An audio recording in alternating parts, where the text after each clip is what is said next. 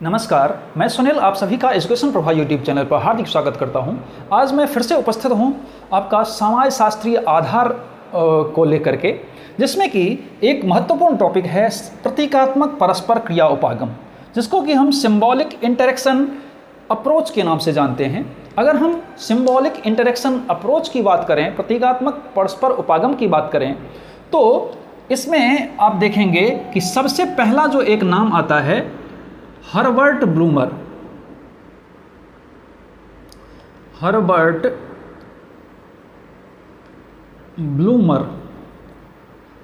Bloomer का इन्होंने एक पुस्तक लिखा था।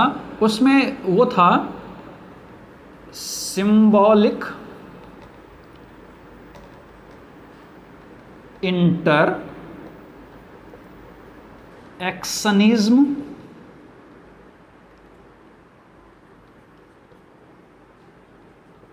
पर्सपेक्टिव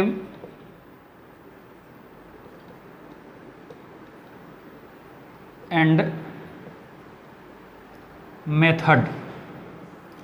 इनके द्वारा एक पुस्तक लिखा गया, हर्बर्ट ब्लूमर के द्वारा पुस्तक लिखा गया सिंबॉलिक इंटरएक्शनिज्म पर्सपेक्टिव एंड मेथड। इस पुस्तक के द्वारा इसका जो प्रतीकात्मक उपागम है, प्रतीकात्मक परस्पर उपागम है, इसकी शुरुआत मानी जाती है। हालांकि इससे पहले भी बहुत सारे माने गए हैं, लेकिन मुख्य रूप से जो इसका विकास हुआ है वो हर्बर्ट ब्लूमर के द्वारा माना जाता है। उनके द्वारा जो ये ग्रंथ लिखा गया उसके द्वारा ये माना जाता है। इसके तहत इन्होंने कहा कि प्रतीकात्मक परस्पर उपागम हम उस क्रिया से संबंधित है जो मानवीय व्यवहार में खास करके सामाजिक अंतः क्रिया के द्वारा जो उत्पन्न बहुत सारी क्रियाएं होती हैं, उसके अध्ययन के लिए इसका इस अप्रोच को माना गया है कि ये अप्रोच काम करता है। इसमें मुख्य रूप से क्या होता है कि प्रत्येक व्यक्ति कुछ न कुछ करता रहता है।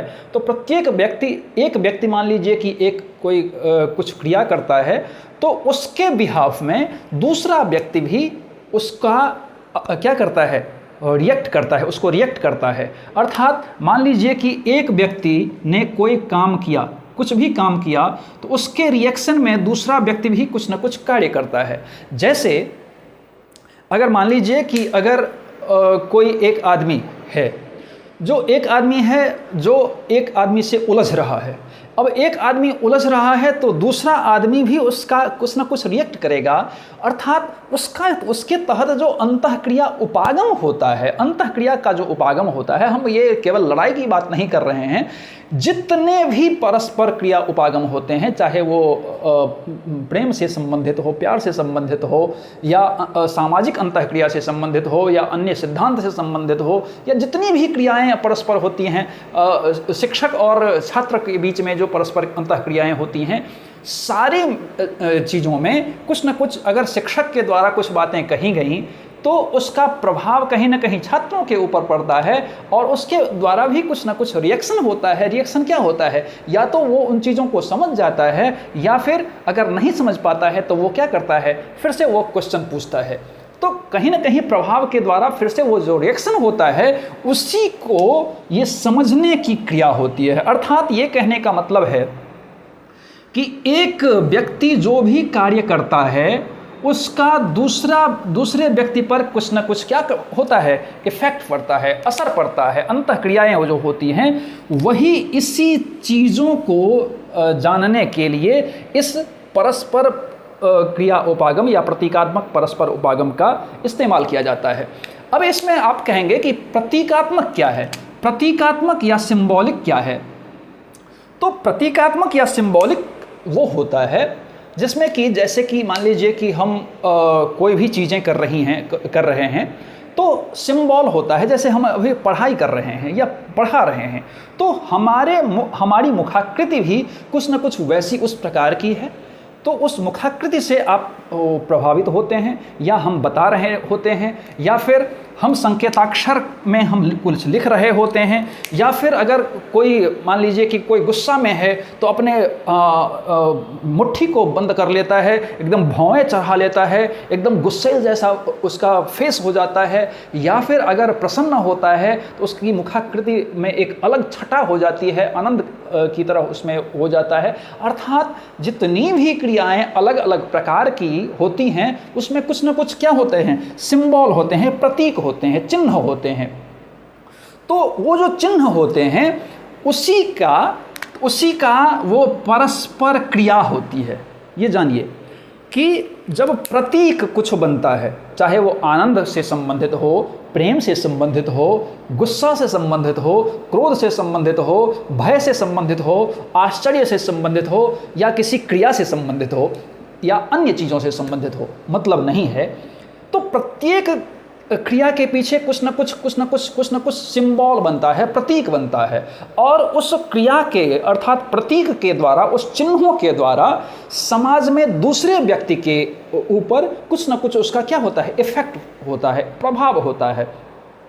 और जब प्रभाव होता है तो उस प्रभाव के कारण से दूसरा व्यक्ति क्या करता है, उसको रिएक्ट करता है, उसको मतलब फिर से क्रिया करता है। तो दोनों के बीच जो अंतः क्रियाएं होती हैं वही परस्पर होती हैं। चूँकि ये परस्पर की क्रियाएं होती हैं तो इसी के कारण इसको परस्पर क्रिया उपागम के नाम से जाना जाता है।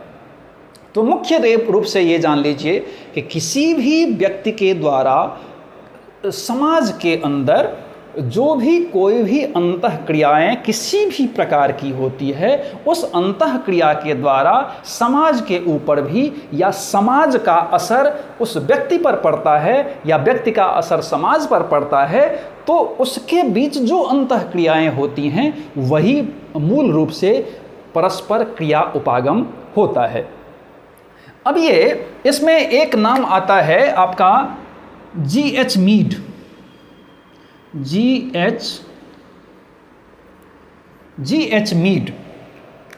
G.H. मीड और हर्बर्ट ब्लूमर, ये दोनों ने मिलकर के इस प्रतीकात्मक परस्पर क्रिया उपागम को एक सबसे ज़्यादा विकसित रूप में दोनों ने इस अप्रोच को बनाया। तो अप्रोच को जब बनाया, इस उपागम को जो बनाया, तो हालांकि बहुत लोगों के द्वारा दिया गया है ये अप्रोच, लेकिन मुख्य रूप से इन दोनों का जो संयुक्त रूप है, अर्थात G.H. मीड और हर्बर्ट ब्लूमर के द्वारा जो संयुक्त रूप में जो दिया गया उपागम है, उसको सबसे ज़्यादा इफ़ेक्टिव माना जाता है और उसी को सबसे ज़्यादा चहेता भी माना जाता है। तो उसकी हम बात करेंगे। तो उसके अनुसार हम देखेंगे कि कुछ परस्पर क्रिया उपागम के प्रकार होते हैं। क्या होते हैं? इसी क्रिया उपागम के कुछ क्या होते हैं? प्रकार होते हैं। इसके मुख्य रूप से 3 प्रकार माने गए हैं। क्या 3 प्रकार माने गए हैं? जिसमें कि व्यक्ति से व्यक्ति की अंतःक्रिया, दूसरा आता है व्यक्ति से समाज की, समाज या समूह जोड़िए, समूह की अंतःक्रिया। फिर तीसरा आता है समाज या समूह से, समाज या समूह की अंतःक्रिया। ये 3 प्रकार के मुख्य रूप से माने गए हैं। खास करके मैंने बताया कि इन दोनों का जो संयुक्त रूप है, G.H. मीड और हर्बर्ट ब्लूमर के द्वारा जो संयुक्त रूप है, उनके द्वारा ये 3 प्रकार मुख्य रूप से माने गए हैं। ये बहुत ज़्यादा इंपॉर्टेंट है, जिसमें कि कहा गया कि व्यक्ति से व्यक्ति की अंतःक्रिया, फिर व्यक्ति से समाज या समूह की अंतःक्रिया, और समाज से समाज की या समूह से समूह की अंतःक्रिया। इसमें क्या होता है? एक व्यक्ति से दूसरे व्यक्ति, एक व्यक्ति दूसरे व्यक्ति, एक व्यक्ति के द्वारा जब दूसरे व्यक्ति से जब जो भी कोई अंतःक्रियाएं होती हैं, उसके तहत जो भी परस्पर क्रियाएं, प्रतिक्रियाएं या प्रभाव आपस में पड़ता है, वो क्या होता है? व्यक्ति से व्यक्ति की अंतःक्रियाएं। फिर क्या होता है कि व्यक्ति से समाज या समूह की अंतःक्रियाएं। एक व्यक्ति जब किसी समाज या समूह के ऊपर बहुत ज़्यादा इफेक्ट छोड़ता है, जैसे मान लीजिए कि कोई अगर महात्मा गांधी व्यक्ति एक ही थे लेकिन संपूर्ण समाज पर उनका क्या हुआ, इफेक्ट पड़ा। जब बहुत बड़े समाज पर इफेक्ट पड़ा, जैसे विवेकानंद, जैसे दयानंद स्वामी, बहुत ऐसे लोग हैं जो एक ही व्यक्ति, लेकिन एक व्यक्ति होने के बावजूद उनका जो इफेक्ट है, प्रभाव है, बहुत पूरे समाज के ऊपर पड़ा। या ऐसा कह सकते हैं कि छोटे रूप में एक शिक्षक का एक समाज के ऊपर या एक समूह के ऊपर क्या होता है, इफेक्ट जाता है, तो वो जो होता है वो व्यक्ति से समाज की अंतःक्रियाएं। तो उनके बीच जो अंतःक्रियाएं होती हैं, उनके बीच जो परस्पर आदान प्रदान की क्रियाएं होती हैं, उनके बीच जो प्रभाव की क्रियाएं होती हैं या इंटरेक्शन की क्रियाएं होती हैं, वो क्या होता है, ये व्यक्ति से समाज की अंतःक्रिया। फिर समाज या समूह से समूह की अंतःक्रियाएं होती हैं कि जब कोई विशेष समाज एक बहुत अच्छा काम करता है, बहुत प्रभावी ढंग से काम करता है, तो वो दूसरे समाज पर भी वो दूसरे समाज के लिए भी क्या होता है, उदाहरण प्रस्तुत करता है। जब उदाहरण प्रस्तुत करता है तो धीरे धीरे उसका प्रभाव जो है एक समाज का दूसरे समाज पर पड़ने लगता है। जब जो दूसरे समाज पर पड़ने लगता है तो उसकी संस्कृतियों में भी क्या होता है, बदलाव आने की स्थिति होती है। अर्थात समाज से समाज, ये तो बहुत बड़े लेवल पर ये हो गया। तो ये मुख्य रूप से इसके जो 3 प्रकार होते हैं ये मैंने बताया। अब हम देखेंगे कि G.H. मीड जो हैं, वो G.H. मीड ने क्या किया है कि अपने अंतःक्रिया उपागम के सिद्धांत में, इन्होंने क्या किया है, G.H. मीड ने एक अपना सिद्धांत दिया है, इन्होंने स्व की अवधारणा, ये स्व की अवधारणा को इन्होंने साबित किया है। ये स्व की अवधारणा क्या होता है, स्व का अर्थ खुद से है। जब स्व का अर्थ खुद से है तो इसमें हम देखेंगे कि पहले ज़माने में ये आत्मा, परमात्मा, ये सब चीज़ लोग आता था। इसमें इनका कहना है, G.H. मीड का कहना है कि स्व होता है, सभी व्यक्ति में, प्रत्येक व्यक्ति में स्व होता है। स्व क्या है, अर्थात हम देखेंगे कि अगर हम कोई भी एक आदमी, वो उनका प्रवृत्ति उसकी भ्रष्ट हो जाए, वो गलत काम में चले जाए, लेकिन फिर भी उसका जो स्व की अवधारणा या आत्मा की अवधारणा होती है, वो बिल्कुल वो विशिष्ट रूप में होता है और वो उस सबसे परे होता है या उस सब के ऊपर होता है। तो अगर गलत कार्य में भी है तब भी उसका जो स्व है वो उसको क्या करता है, गलत राह में जाने के लिए प्रेरित नहीं करता है, बल्कि उसको रोकता है। तो कुल मिलाकर के वो जो आत्मा की अवधारणा है उसी का एक थोड़ा बहुत फेर बदल करके इन्होंने, G.H. मीड ने उस स्व को क्या किया है, अपना लिया है। अब स्व में क्या होता है, इनके द्वारा कहा गया है कि जब बच्चा जन्म लेता है तो बच्चा जन्म के साथ ही उसमें स्व की भावना आ जाती है। अब स्व क्या है, एकदम उससे में खाली पड़ा रहता है, उसका जो स्व है बिल्कुल खाली पड़ा रहता है, अर्थात आत्मा उसकी खाली पड़ी रहती है, वो बिल्कुल निश्चल होता है। लेकिन जब उसके ऊपर धीरे धीरे समाज का इंटरेक्शन होता है, समाज से उसकी अंतःक्रियाएं होती हैं, समाज के बहुत सारे नियम कानून, उसके सिद्धांत वगैरह होते हैं, समाज के द्वारा विभिन्न कार्य होते हैं, समाज के द्वारा विभिन्न श्रृंखला या बहुत सारे चारित्रिक कार्य या फिर आपका सामाजिक कार्य होता है या फिर आपका विकासात्मक कार्य होता है या श्रृंखलाबद्ध अन्य सृजनात्मक कार्य होता है। तो धीरे धीरे उसका स्व जो है उन सारी चीज़ों को क्या करता है, अपना लेता है। तो जो मनुष्य का स्व है या बच्चा का स्व है वो सामाजिक अंतःक्रिया को धीरे धीरे क्या करता है, एडॉप्ट करने लगता है। धीरे धीरे अडॉप्ट जब करने लगता है तो वो उसका जो स्व है धीरे धीरे वो क्या हो जाता है, विकासशील हो जाता है या विकसित होने लगता है। अब हम इसमें जो स्व की अवधारणा इन्होंने बताया है, इसमें स्व की अवधारणा में इन्होंने 2 चीज़ बताई है कि एक होता है आय, एक इन्होंने बताया है कि एक क्या होता है, आय होता है। आय अर्थात मैं, और दूसरा बताया है कि मी अर्थात मुझे। अब ये आई का अर्थ जो बताया है कि जो आई होता है अर्थात मैं होता है, उसमें एक प्रकार से अहम का भाव जुड़ा हुआ होता है, अर्थात एक प्रकार से घमंड का भाव जुड़ा होता है कि वो हर चीज़ को नहीं अपनाता है, सामाजिक रीति रिवाज को बहुत जल्दी एक्सेप्ट करने के लिए वो प्रेरित नहीं होता है।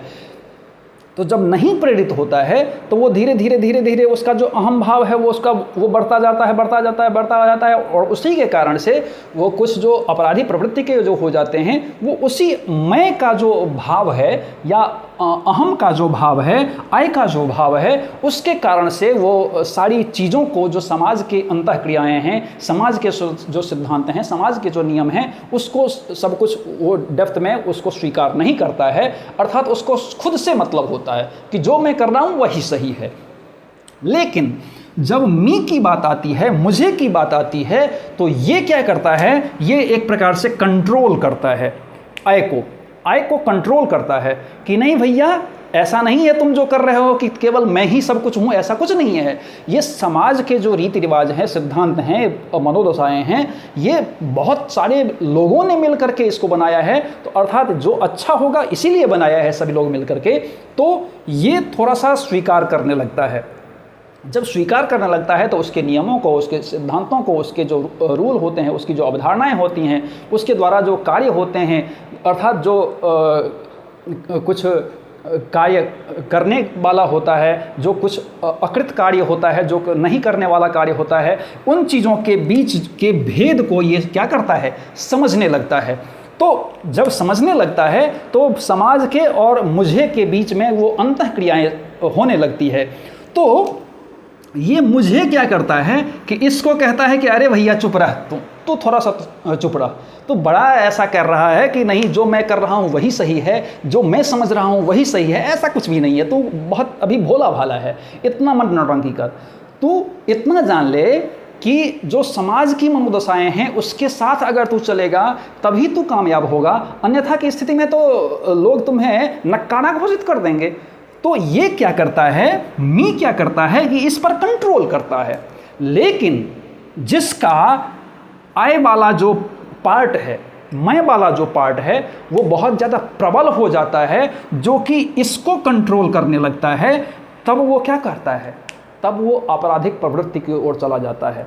लेकिन जो समझदार प्राणी होता है या पढ़ा लिखा इंसान होता है या जिसका इस पर कंट्रोल ज़्यादा होता है, वो समाज में एक प्रतिष्ठित वैयक्तिक रूप में एक या व्यक्तित्व के रूप में उभरता है।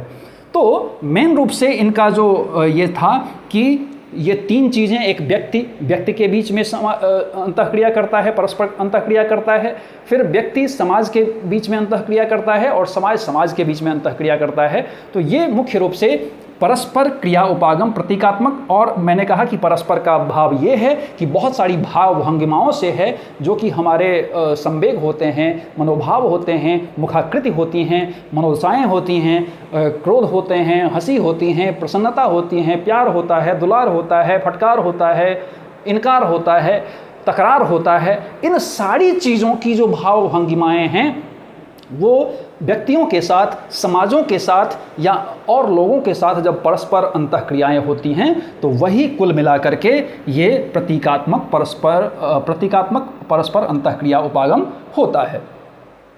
तो मुझे लगता है कि इस उपागम को आप डेफिनेटली बहुत अच्छे तरीके से जाने होंगे। इसी प्रकार से पढ़ने के लिए आप एजुकेशन प्रोफाइल यूट्यूब चैनल को सब्सक्राइब कीजिए, लाइक कीजिए, कमेंट कीजिए और साथ ही बेल आइकन को जरूर प्रेस कीजिए ताकि आपको आने वाली सभी वीडियो मिलती रहे। धन्यवाद।